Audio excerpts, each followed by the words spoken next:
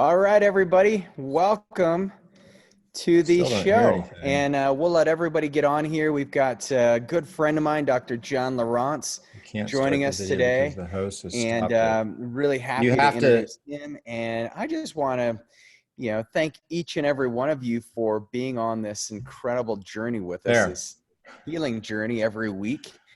I, And I so don't we've hear got, anything. feel free to ask questions as we go throughout this. I'm going to introduce John. John, can you hear us? You loud and clear? Can you? You hear me now? Yep, we can hear You you. do? Can you hear me? I still don't hear you. Okay. Good Lord. Well, we have a Um, live group here, so Let me work. Let me work with you, John. I'm going to chat with you in the chat room. Okay. So let Reagan continue the show, and we'll just chat, you and I, in the side chat. perfect. Okay, guys. So today, Dr. Lawrence, he's given me a couple great insights on health and biohacking over the years. We met a couple years ago at a mastermind group, and Dr. John Lawrence, he's a naturopathic physician, a chiropractic physician, and he's also he's a chiropractic can you hear neurologist. me? But he's formulated just some amazing things, and so I'm going to share with you today some novel therapies that he's created with one of his companies, the Advanced Biomed Yeah, Corp. I don't hear And you. are you there, Dr. Laurent? Why don't Anna, why don't you call me and then I can just hear him over the phone? Because I don't know what else to do. Okay, that'll work. So all right, great. So we'll get, sorry about the tech difficulties, everybody. Good to have everyone on here. So one of the things that I did this morning and that John and I are going to be talking about is the Zen nasal spray. And so this is one of my favorite, you guys know I've been into peptides and nootropics for about almost 10 years now. And I got to say that Dr. Lawrence gave this to me when I was in Florida at a medical conference, not even a month ago, about 3 weeks ago. And this is by far my favorite nootropic. It creates mental clarity. It's nice and energizing, but relaxing at the same time. And so hopefully we can get the tech figured out, and then he can talk a little bit more about it. But this Zen nasal spray has been a game changer. He was on the Ben Greenfield podcast recently. If you guys missed that, I'd recommend you go back and check it out. It was a great conversation. But yeah, Dr. Lawrence is just a phenomenal individual who has really maximized the world of nootropics. And he's also made an interesting line of suppositories, which you guys were probably like, well, I didn't know Reagan was going to go there today. But yeah, the suppositories are a real interesting thing that we'll talk about as well. So let's first of all, I want to ask you guys, how many of you are using some type of brain enhancement like nootropic currently? Like, how many of you do and you can just raise your hand in the group here, but maybe you're doing yes, and Chris, I absolutely, yeah, you guys remember Chris Collins on recently. Good. Some of you absolutely are doing that. But yeah, this is the I think Zen I'm is here. an Can you hear interesting me? thing. I can hear you if you can hear Okay, me. I can hear you. Yeah, we're good. Oh, hey, we got him. Yay. All right. We did it. The tech gods worked. So I'm just, I don't know how much you heard, but I'm saying my new favorite nootropic is the Zen peptide that you were so kind to give me in Florida when we were with each other. So Nice. I love it. Yeah. And I just Yeah. give people a little bit of background of you. I didn't tell them you grew up in Hawaii. Now you live in Florida. Always perfectly tanned and looking great. So good to have you on. Yeah, it's great to be here, Dr. Archibald. I mean, I'm a big fan of you and a lot of the coaching that you do, and you have contributed to so many other practitioners to kind of up their game. And so, happy to be here. Oh man, appreciate that. And you and I were in the Pain Revealed documentary. I think we met like right before that thing was unfolding, and that was pretty fun, wasn't it? Yeah, it was a mastermind, wasn't it? It was Yeah, up there in the mountains, kind of Deer close to Valley. where we live. And we went skiing afterwards. And yeah, they said that you got to meet this guy. He's very similar to you in the sense that you're kind of thinking out of the box. And so I think initially when we met, it was just automatically, I think it was a connection that we continue to share, for Yeah. sure. Yeah, and I'm so glad we got the tech worked out because we got a lot to talk about today. And Oh yeah. and so Yeah. so first of all, maybe you could just tell everyone a little bit about your experience. I mean, I know you went through your own health journey that people can relate to, and you've dealt with some issues yourself that actually allowed you to be one of the top physicians in the country. So maybe you can give us some background. Wow. Well, thanks for that plug. Okay. Um, yeah. So, I love Dr. Dan Pompa's, pain to purpose. That's kind Yeah. of something I've borrowed from him. And so I think a lot of us healers and healthcare practitioners have a pain to purpose story, where we had some great challenges that we overcame, and then what we learned from that journey, we're able to pass forward to other people. And so for me, it was, as a baby, I was in the womb in Camp Lejeune. And for anybody that doesn't know about Camp Lejeune, it's actually the biggest water contamination situation that the U.S. has ever had. So a lot of people wound up getting cancer and a lot of different diseases and autoimmune diseases because the water was so toxic. And so I was in utero, first 3 years of life. Really lucky to make it through that. But I've had health challenges, really bad asthma, hospitalized for it many times as a child, and then was getting by fairly well until Lyme disease and mold illness hit me. I want to say it was almost 20 years ago now, and so it was a good 14-year journey of just misery. Nobody being able to give me a proper diagnosis. It just about killed me, really. I finally got the diagnosis of Lyme, and that started my journey with, basically beginning to understand the complex situation with this. And through really digging deep and helping to fix myself, I was able to actually figure out what's at the root cause of almost all diseases. And so what we're able to do is able to look at this common thread that we can dive into, if you'd like, this common thread that can lend itself to autoimmune disease, to cancer, to chronic inflammation and joint destruction, degenerative neurologic disease. I mean, we can go down the line. And so we treat a lot of these types of cases, as you do as well. We use regenerative medicine. We use a lot of out-of-the-box treatments that a lot of people, quite frankly, probably have never heard of, which I know you do as well. I am. And so your journey, I mean, when you were at your worst, like what was it that you had to do? Like where was your kind of rock bottom, and what were some of the steps that you took to get out of that state you were in? Yeah. Gosh, it was weighing 150 pounds. Everybody thinking I was strung out on drugs. And your mood is poor when you have that much pain in your body, right? And you don't have the energy. And the only thing that I found that really helped was I would fast, Mm. and it would help me, not completely, but some. I felt better when I didn't eat. So I lost a tremendous amount of weight. I was grumpy. I was agitated. You know, in all, anybody looking from the outside, this guy looks like he's like strung out on drugs, right? And like people avoid Scratches on your you. face. Yeah. Yeah. And so you're alienated, you don't have the connections, the community, very, very dark place to be in. So that was my low point. And it's a process, to dig yourself out of that. Even with some of the techniques and technologies we have, it's not an overnight thing. You have to be able to clear the toxins at a cellular level. You have to know how to do that. And it's not an overnight thing. You know, a lot of these toxins can take, you know, months, if not years, to really fully clear out.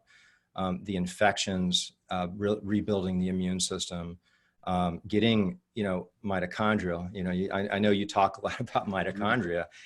Yeah. You know, I don't know if your audience is more on the healthcare providers, or is it laymen, or where are we at? We've got a mix. I mean, we've got a couple doctors on here, but mostly these are patients of ours and people who are in our community. So you can talk, but they're all very educated. So you can talk as deep as you want, and everyone has Google these days. So Right. they can, yeah. Well, listen, I literally just did a webinar on melatonin, which I want to dive into, by the way. And let's share the link to that webinar. It's probably one of the best, you know, 30-minute explanations on everything that you want to know about melatonin, but you weren't knowing to even ask the question. So it's like people are like, melatonin, my gosh, isn't that for sleep? Well, the first thing we need to do is we need to talk about the mitochondria, and we need to talk about how we need to efficiently make energy through the mitochondria. And we do that through a process of combining oxygen and glucose in the mitochondria. And this basically burns, for lack of a, so it's basically Krebs cycle. You know, if a lot of people want to look at Krebs cycle is biology 101. This is the process that we make ATP from our energy source, okay? And so what happens is this is fed through this Krebs cycle, and we get 36 to 38 ATPs, ideally. When you have stress in the form of inflammation or a cytokine storm, which is huge issue right now with COVID-19. You know, this is what leads to the acute respiratory distress syndrome. And this is also at the root of many, many diseases. And so autoimmune diseases, chronic toxicity, you know, anything that's going to upregulate a lot of inflammation, you're going to have cytokines that are going to be involved. Now, what happens is when those cytokines hit that mitochondria, they basically prevent an enzyme that allows pyruvate to go into this Krebs cycle, and instead it's shoved into the cytosol, so outside of the mitochondria, and it goes through a very inefficient form of making energy that's called aerobic glycolysis. Are you familiar with Otto Warburg? No. Oh my gosh. Okay. So Otto Warburg, he won the Nobel Prize for discovering basically how cancer affects the cell. Otto Warburg. Yeah. That's the name. Okay. So this was back in the Nazi time, right? Okay. And so Germany? listen to this. He won the Nobel Prize, and Hitler wouldn't let him go get it. And so, you know, one of the things that he learned is oxygen and cancer can't coexist. And so he was pioneering a lot of different oxygen treatments. And then Van Arden, who's another German scientist, came after Otto Warburg, and he was the guy that was doing all the EWOT, exercise with oxygen. Now you're seeing a lot of people get into the live O2. Yeah. Well, this all came from Otto Warburg, right? Okay. So now it's kind of putting things in perspective. So let's circle back to this. So Otto Warburg was the one, the first look at this aerobic glycolysis, and he was able to see, okay, wow, so we have plenty of oxygen, but why are we only making 4 ATP? It's not, it's being prevented from going into that normal cycle. And what was causing that? And so at the time, he didn't really understand it the way we understand it now. But what I'm telling you is that it's exactly what we're talking about. It's the cytokines. And there's other things that can prevent that pyruvate dehydrogenase. That's the enzyme. I mean, I don't want to get too technical with people, but the gist is that there's something that comes in, stresses the cell, stresses the mitochondria. It doesn't let us make energy efficiently. And then it leads to a whole lot of diseases that present in different ways because we have certain genetic expressions, right? Some people might get MS, other people might get Alzheimer's. This other person might get a Hashimoto's thyroiditis. But what's rooted with this is that this is this mitochondrial dysfunction. So just to summarize, so the core of the matter is all diseases reside, like they all affect the DNA, and then you start expressing different pathways, which is affecting the mitochondria, and then the mitochondria trying to have any kind of energy source. It's like the engine of your car. If your engine's getting all plugged up and you got 2 out of the 4 cylinders working, you're not going to feel right. Is that a good kind of summary overall? That's a great summary. Right. Yeah. You're not firing on all cylinders. Everybody's heard that, right? So the Right. cells aren't firing on all cylinders, but it's even worse than that. So we have a lag, we have a drag, we have a headwind. We can't produce energy. But what's worse than that is that we're making all of these byproducts that they call reactive oxygen species. Yep. Right? So, this is the way I would describe it. Let's say that you have a little rowboat, okay? Mhm. You have a little rowboat and you have a certain amount of wood and you have a certain amount of food and you have to cook the food, right? Like in order to eat it, it has to be cooked. And Yep. you're on there for say 2 weeks and you got just enough food to eat every day. And you want to efficiently burn that wood and cook that food each day without burning your boat down and wasting too much wood, And so if you take that whole conversation into the cell, you can imagine that we have energy and we want to efficiently and controllingly burn that without producing too much, disaster. Okay. Yeah. And so what happens is when things start to go out of control, there's something that comes in and quenches that. Can you guess what that might be? When things go out of control, there's something that comes in and quenches it. We talked about it in the very beginning, melatonin. Oh, okay. And So, you are the so this is what's blowing my mind, Reagan. It's blowing my mind because now science is actually starting to realize this, and you're seeing paper after paper after paper come out. The mitochondria make melatonin. It's not just made in the brain. not just the pineal gland. It's not where the mitochondria actually are making it as a byproduct of metabolism. Yep, they do. Wow.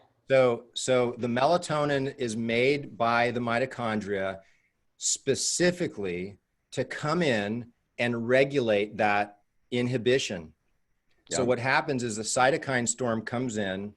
Yep. And actually what happens is the cytokine storm, if it's too high, shuts down melatonin production. So then you have a crisis. Okay.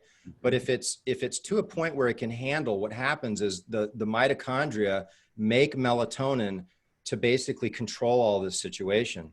If it Wow. gets out of control and you have all this aerobic glycolysis and all this havoc and crazy inflammation, if you get exogenous melatonin, it basically quenches that inflammation and it reestablishes the normal production of melatonin, and you basically can return the peace to the cell. Now that's phenomenal, because so tell me if this is incorrect. We've always looked at the inverse relationship between cortisol and melatonin. And melatonin, is somewhat underperforming or underproduced in the daytime, and then as the sun starts to set and our circadian rhythms change, then melatonin goes up. Is that correct?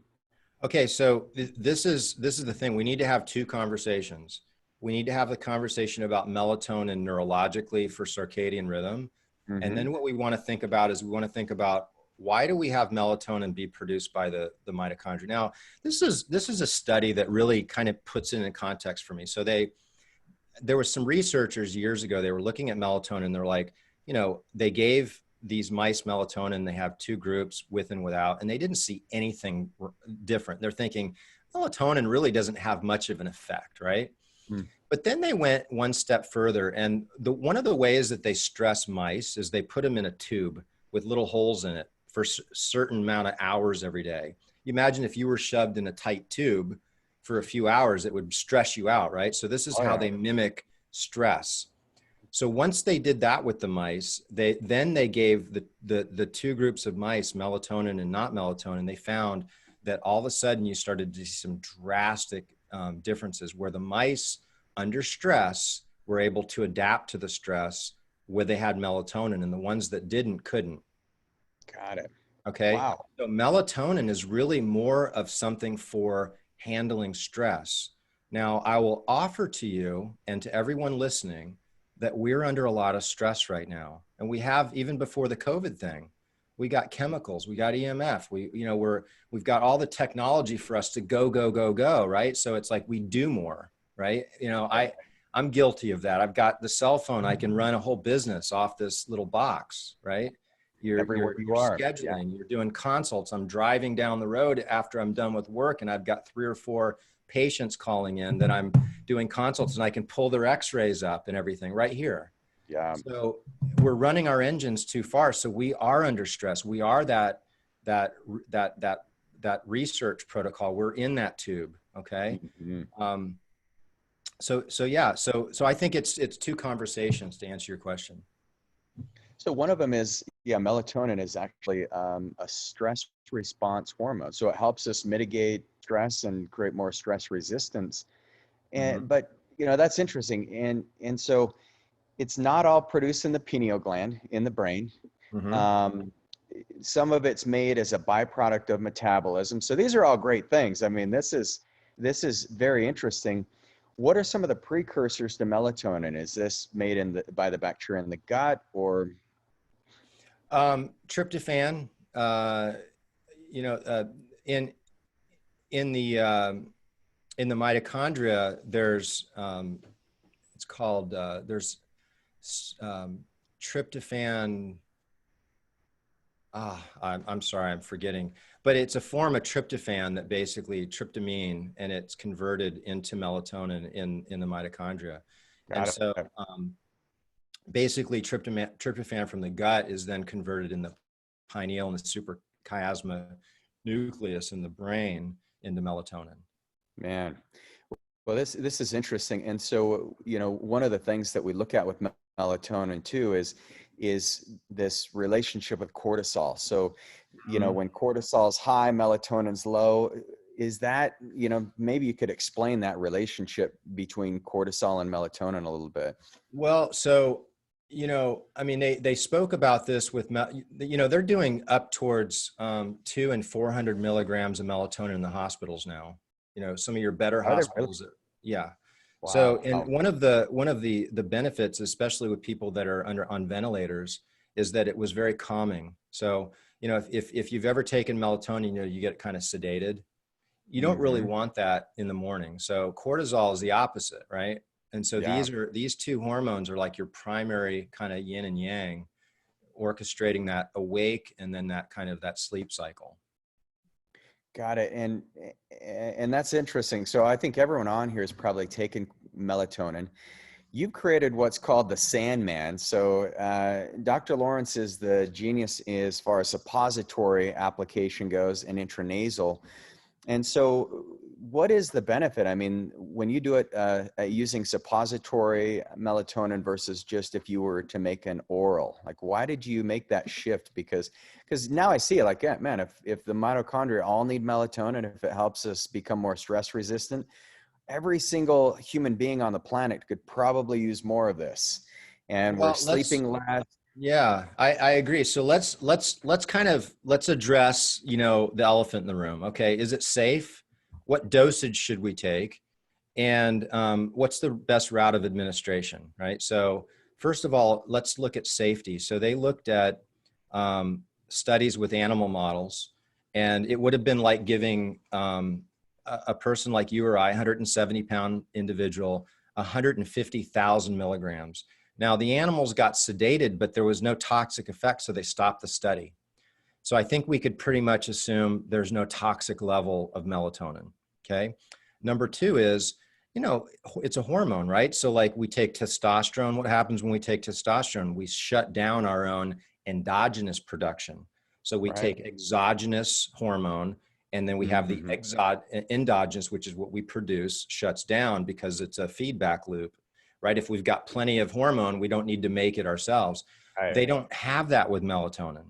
There's no Really? negative feedback loop. You can take massive doses, and the very next day you're going to produce. So you're going to produce melatonin based on light going into your eye, hitting your retina. And so that's going to happen regardless. So, you know, I think for those watching, if they want to try to improve their melatonin endogenously, is try to limit wearing sunglasses. You know, I think people wear sunglasses too often, especially, you know, in the morning. And then, you know, in the afternoon, you don't really need them. You know, the sun is, you know, unless you're staring at the sunset or whatever, but sometimes you can do that without sunglasses as well. I honestly, I had a hard time limiting my sunglass use at first because my eyes were sensitive, but now, you know, very rarely do I put sunglasses on. And I'm not sitting out there staring at the sun, obviously, or in like the beach where you got a lot of glare where it's going to be dangerous. But, you know, you have to use your common sense. So then you have to look at, then the dosage that people are recommending, you know, normally for seasonal affective disorders, a lot of physicians will recommend anywhere from 1 milligram to even up to 20 milligrams. And that's fine if you're looking for, you know, like an aspect of sleep. And that might give you better deep sleep if you're looking at your Oura Ring or some sort of a device to look at your sleep. But if you're wanting to kick in something called super physiological melatonin dosing, where you can get, in my opinion, a better effect through the mitochondria and some of these other aspects that we're talking about, you need to go high in the dosage. Now, administration has been shown orally to only be 2.5% absorbable. Okay, this is, you can Google that. They've done studies. So oral melatonin, because you have first pass through the liver, and then you have your gut that breaks things down, it doesn't survive. So we at Advanced Rejuvenation here, we like to prescribe suppositories. So suppositories are absorbed rectally, and that's going to bypass the gastric juices and enzymes. It's going to bypass first pass the liver.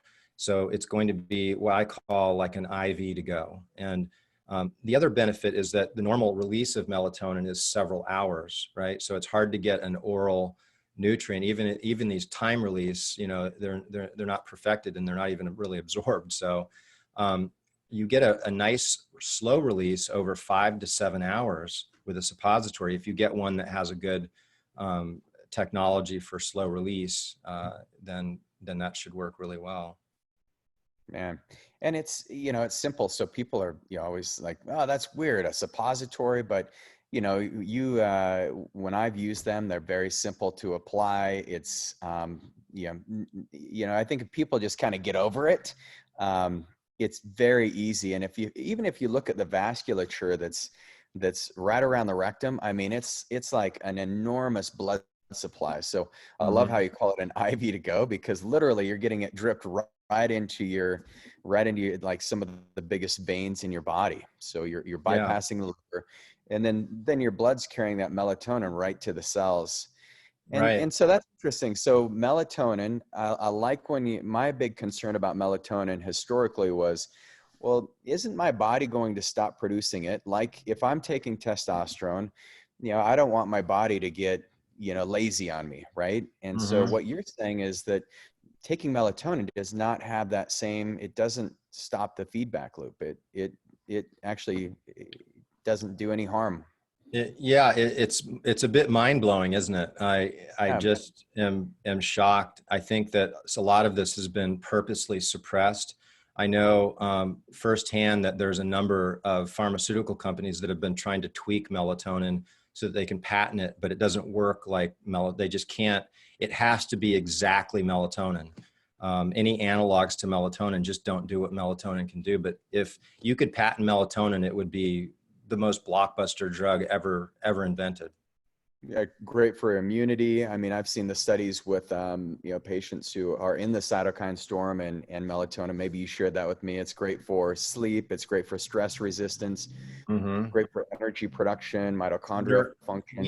We like it for neurologic cases as well, like a lot of the brain-based stroke, Parkinson's, degenerative neurologic diseases. We feel like it's a very helpful thing to protect the neurons in the brain. Okay. How so? Well, it's the whole idea with the mitochondria, right? So the Okay. most sensitive organs for poor energy, because they're the most demanding, is the brain and the heart. Hmm. So, anybody with any type of cardiovascular conditions or neurologic conditions, they're really gonna benefit from extra mitochondrial function. And NAD is another conversation that we could kind of get into that Yeah. plays into this whole mitochondria story, which we actually like using NAD suppositories as well versus having patients come and sit for you know 8 hours at the clinic with the drip, right? I mean, Right. I know you're a big fan of that, right? I'm a big fan of a 30-minute drip where you go through the torture, because The on the other push. end, Oh, it's like using Dr. Papa's. It's like there's some meaning behind the pain, right? yeah. Yeah. I've done that push. Are you actually getting patients to sign up for that? Oh, Or no. I'm just talking about me personally. I get no, but I go slower now. But yes, okay. we do some NAD drips. I love the NAD nasal sprays. Uh-huh. We've got to get the suppository. Suppository makes a lot of sense. What's it like? I haven't tried that yet. Well, we put the trimethylglycine in it, so it minimizes some of the side effects. But we dosed it so that there's no side effects. You don't feel that feeling. So we when we were experimenting with it, we were able to get that that heartbeat and that the symptoms that you get when you're having too much NAD, right? So Maybe we should explain that so people who, how many of you have tried NAD? You can raise your hand in the chat box. So, because some people may be like, what are they talking about? But when you're pushing NAD into your body too fast, it almost feels like you're being like someone is wringing you out. Like you feel nauseated. You feel, a lot of people throw up. I mean, yeah, it is it, painful. it feels like you're on a ride at the fair and you just want to get off and you've had like a bottle of tequila and you're Right. like it's definitely it's like an autoimmune type of dysregulation feeling. Yeah, it's not Yeah. fun. And I have noticed that even from some of the orals, like I know Protandim makes some very good NAD that I actually enjoyed taking orally. But even orally, I noticed there's even a small, you get like a little fraction of that response. And Hmm. so you've been able to create NAD, a suppository version that mitigates the majority of those symptoms, or do you Yeah, still get some? and it's 500 milligrams. So That's it's a it's huge. a it's a yeah. I mean, we were one of the first clinics to start doing NAD IVs. I want to say like 5 years ago. Hmm. And it just has exploded. Like everybody's kind of gotten into it. But the protocol that they generally prescribe is it's about 1,500 milligrams the first visit, and then 750 each IV for usually 10 to 12 sessions, right? And so if you can do a supply and the price that we were charging, I think, $1,000, $1,500 an IV at first, and our prices have come down. I think we're around $500 or $600 now. But just imagine you can get a suppository for, much, much less. I mean, I think the neuro NADs are, they're definitely less than $20, but, you can actually get like a 90-day protocol with it for, right around the same price that you do one IV. And each suppository has 500 milligrams of NAD. Yes. That is awesome. Wow. Yeah. And so when's the best time? I mean, before bed at night or before a workout? What do you recommend? Yeah. I think the NAD is good to dose during the day. You can take it before bed. Obviously, the Sandman would be much better to take before bed. Yeah. But um, there's another product called Lucitol that has a senolytic, and I don't know how much time we have to get into like senescent cells and Yeah. the We've zombie got cells. about 15, 20 minutes. Yeah. Okay. All right, You're cool. good. Yeah. So, one of the problems as we get older is we start to accumulate these dysfunctional cells. and dysfunctional mitochondria. We already kind of talked about mitochondria, but these cells wind up becoming kind of like energy hogs, and you know, like an old car, right? It's like burning gas, but it's like letting too many fumes out, and it's creating a lot of extra dirt and clutter in your body. And so normally what the body does is it notices these misbehaving cells, and it does something called autophagy or autophagy, where it takes it, it eats it, recycles it, and makes nice, fresh, new cells. And so this is constantly happening. And so the least effective you are to actually notice that you have these cells, to be able to go and clean them up and recycle them, when you don't have the energy to do that, which, you know, a lot of it has to do with that mitochondrial dysfunction that we talked about earlier. So it's just like your house. If you're lazy, you don't have the energy, you're not cleaning the house, it gets dirty. So this happens in your body, and you get accumulation of a lot of these zombie cells that's called, or these zombie cells where there's that senescent cells, what they call them. And so they're senescent because senescent is like the term for sleep. So you think like somnolence, right? So it's a senescent cell. So it's gone into a permanent state of sleepiness, and it's kind of floating around doing nothing. So we kind of reference it as a zombie cell just for fun. Walking Dead, right? So Yeah, everybody out there, they're exactly. Walking Dead fans, like just imagine you have, you know, the walkers. Yeah. In your body. Yes. Yeah. And you have to shoot them in the head, otherwise they don't die, right? And so the body gets less effective at actually getting them in the forehead, right? They're missing. And so they're like, they continue to walk around. So what things that are going to upregulate this autophagy to clear out these senescent cells are things like fasting. And that's why we recommend people do a feeding window every day. We recommend people do a 24-hour fast 1 day a week. We recommend people do a 3 to 5 day fast, extended fast, sometimes even once a month for 3 months to really kick things in. That's not an uncommon protocol that I'll give new patients. So people are getting some good material here, right? Like, you know, this is free. Right. But Yeah. this is what you Get on get your when you come to my fasting. clinic. So there's senolytics. So there's a polyphenol called phezitin, and phezitin, they get it from strawberries, but you'd have to eat Right. a whole truckload of strawberries to get enough phezitin to really kick in this autophagy. But phezitin is considered kind of the grandfather, like the premier polyphenol, antioxidant, anti-aging. A lot of research and a lot of studies, and how that really kicks in that to clear out the senescent cells. So we have that in a suppository. So we're using that in conjunction with fasting, where we'll have people, even when they're doing intermittent fasting, do the Lucitol like in the morning, right? To just really kick in a little more senescent clear. And this whole accumulation of I like that. senescent cells is a real big issue. And it's why a lot of people have a lot of inflammation and dysfunction in their body. Mm-hmm. Well, and you know, the other area you could use that is after, like, you know, you wake up. I like to exercise in a fasted state. You know, over the weekend I did about a 30-mile bike ride, and then it would have been great because that's another way you can really trigger autophagy and get rid of some of those senescent cells. So that would be another application I could see for that. Yeah. That's awesome.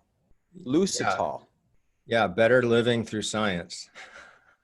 Better living through suppositories. I love it. Oh my gosh. You know, I want to save some time and talk about the Zen, because I you would, were, yeah. yes, So you what's know, been your I'm a big experience? fan. You know, I'm a big fan, and I love the suppositories too. The glutathione is a big hit in my family and for me. And then your nasal sprays have been awesome. So the Focus one, this is a little sample you gave me. I think I'm in your beta group for this little guy, and it's been exciting. Yeah. But then the Zen is really, like, for some reason, this is the one that I'm just like, yes, I love this. Yeah. So Yeah. we are getting this in all of our clinics. Is we're going to have a bunch of the Zen there. So my Kylie, I don't know if she's reached out to you yet, but our order is contacting you immediately. So Nice. so Well, so this, what people are watching this like, okay, Zen, what the heck is Zen nasal spray, right? So Because it doesn't feel very zen when you spray it. It burns a little bit. So yeah. So Zen is so we have to have a conversation about the sympathetic versus parasympathetic nervous system.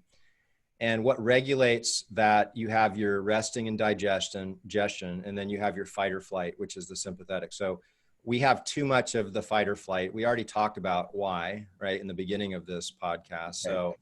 So keep that intact. And so it's just like a joint in your body. If you strengthen too much on one side, the other side actually gets weaker, right? So it's the same thing with the sympathetic and the parasympathetic. If you're constantly driving sympathetic tone in the brain neurologically, you're inhibiting the parasympathetic. So that's one of the reasons why if you're sitting down to eat, you want to, not look at your cell phone, not watch TV. You want to relax, go into a Zen state, right? So you're going to actually start to shunt blood and neurological power more towards digesting food. So the parasympathetic nervous system is driven by something called the vagus nerve. And so what we want to do is we want to strengthen the vagus nerve, because that's going to make you a healthier person. And so one of the ways that we do that with the Zen is through an activation of the vagus nerve through the receptors in the sinuses, as well as different nutrients and essential oils that are going to drive that through the neurological system, through absorption into the brain, basically. So what happens with people that take the Zen is you spray 1 or 2 in each side, and there's a temporary burning sensation, and that goes away. And you have a very powerful activation of the parasympathetic nervous system. And then on top of that, we've added oxytocin to the nasal spray to even further enhance that parasympathetic strengthening. and oxytocin, just for people who are not familiar with it, what's the So benefit? it's the bonding hormone. So women, when they're having babies, they'll have high levels of oxytocin, so they bond to their child. And so this is something that I think a lot of people are missing, feeling more connected to our community, to our friends, to our family. They've done a lot of studies with oxytocin, and they found that people are in generally happier, or they're healthier. It helps to calm the brain down a bit. But yeah, so oxytocin's a peptide. Yep. And so the Zen, maybe the reason I like it so much is because I've been very using nootropics that push the blood into the prefrontal cortex, very dopamine driven, and the Zen just kind of balances things. A lot of clarity comes when I use the Zen, but Mm-hmm. it doesn't slow my brain down. It's not what you'd imagine when you think Zen. It's like, oh, I'm just going to go sit on the mountaintop and meditate. It's just more like, oh, I can see the world. My perspective of things just opened up about 10% more, which is, yeah, it's phenomenal. Yeah, it's very grounding. Um, a lot of people find that they have a calm clarity, and so when you kind of shut down the Buddhists, they say you've got the 10,000 screaming monkeys in the head, right? Yeah. So if you can just quiet that down, you can get a lot more done. You can focus on what's important, and that's what I think that type of so Zen is really I think it's something that is going to become more and more popular. I think I'm finding that we're having a hard time even keeping up with orders right now. It's just absolutely ridiculous. The testimonials pouring in with people using it for everything from an entry into meditation. People like it for one of the things we're doing is breathing exercises with the Zen. Have you tried? Do you do Wim Hof Oh yeah. breaths? I did Wim Hof in an ice bath this morning, 11 minutes worth. So All right, so this is what I want you to do tomorrow morning. Okay, this is yeah, how I'm rolling. So yay. you do. So for those of you that don't out there watching this don't know what Wim Hof, he's the Iceman, and he developed these breathing exercises that you just go to YouTube, and there's plenty of videos that'll show you how to do it. So what you do is on that last inhale, you're Yep. going to spray the Zen, and then you're going to fully exhale and hold. And it's it's pretty phenomenal. I I could imagine. And so that's you know, because I do 3 cycles of the 30 breaths, and so just at the end of the first cycle, second cycle, third, or does it really matter? I mean, I would imagine You any can of do these all 3 cycles. cycles. Yeah, That you would can be do all awesome. All 3. right, you're on. I'll send you a text tomorrow and let you know how it goes. Yeah, Yeah. I don't have I don't have permission to use this, but I want to call it Zenhoff breathing. I But I love have that. a feeling that I would get like a lawyer calling me up if I put that anywhere in writing. Let's see if we can't get you and Wim on the show Yeah, and make I'm that working. happen. I was just on Ben Greenfield's podcast, right? And so I Yeah, text Ben great.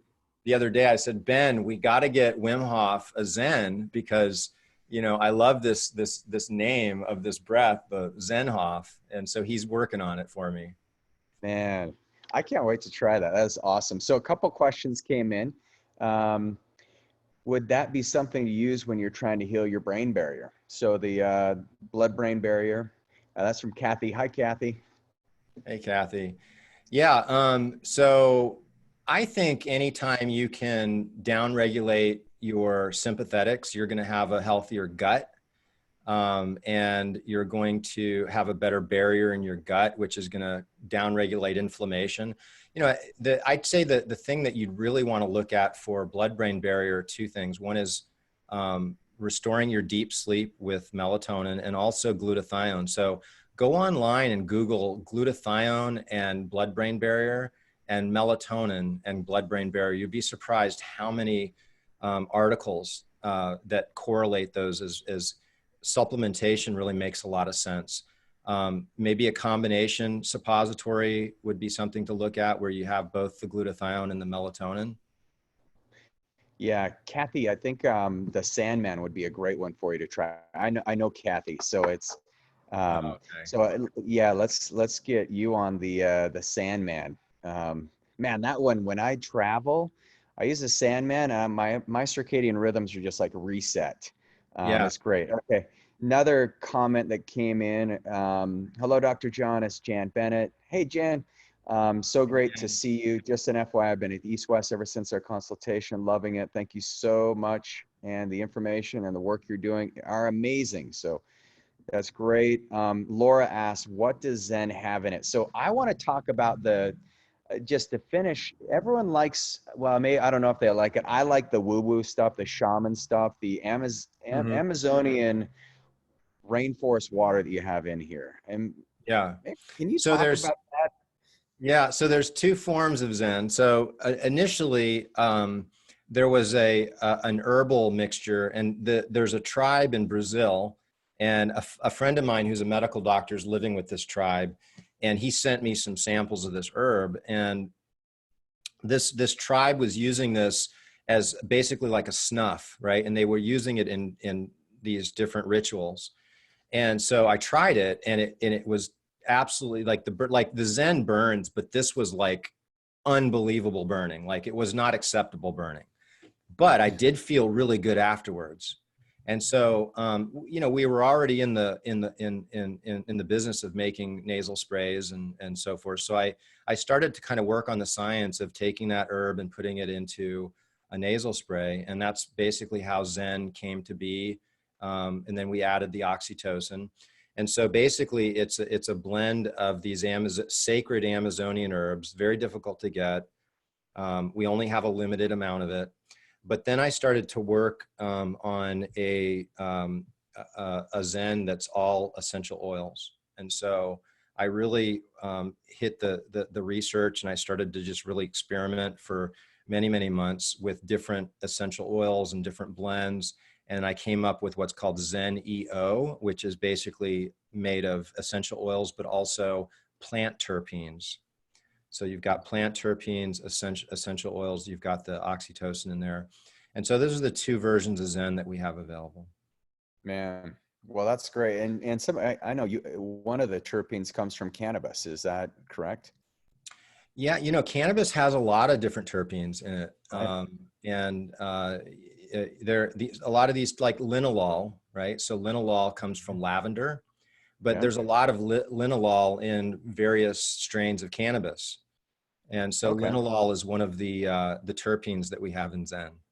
I didn't know that. So linalool is in cannabis as well as the lavender. Yeah. And that's probably where that nice clarity comes, because I've always done well with lavender. Yeah, Mm-hmm. interesting. Mm-hmm. Wow. So, we've just got, about 3 or 4 minutes left. And so plug in any other questions if you guys have them.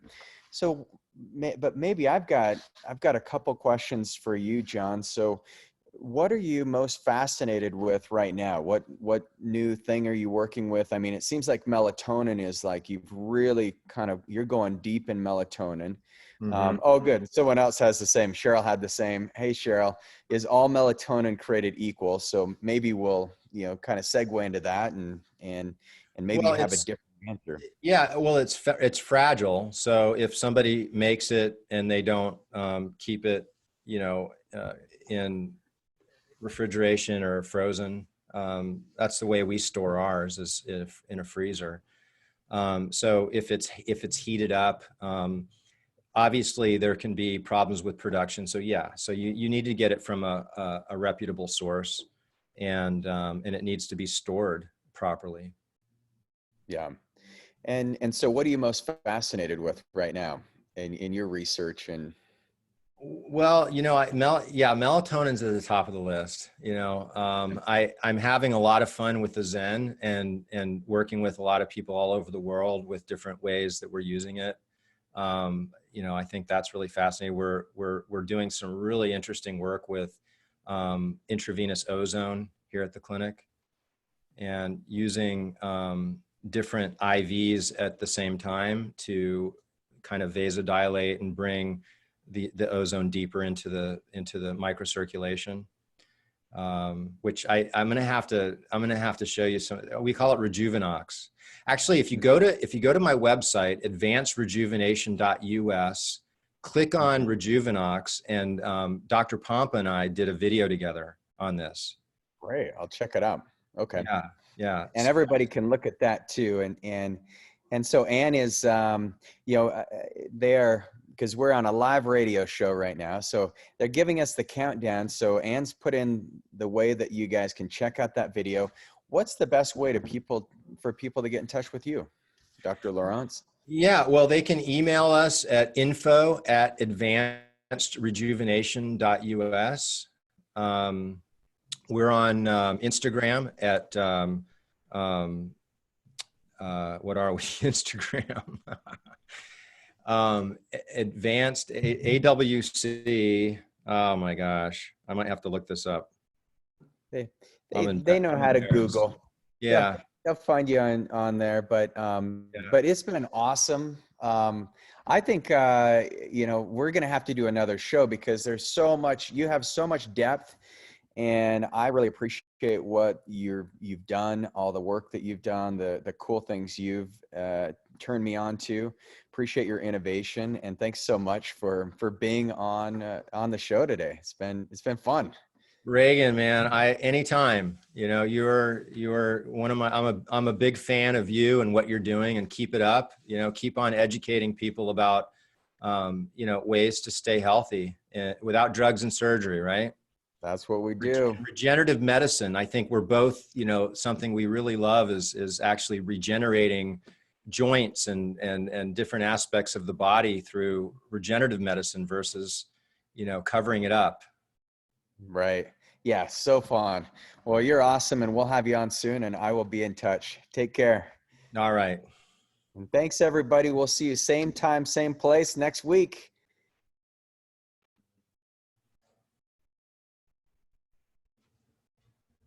Okay, you're clear.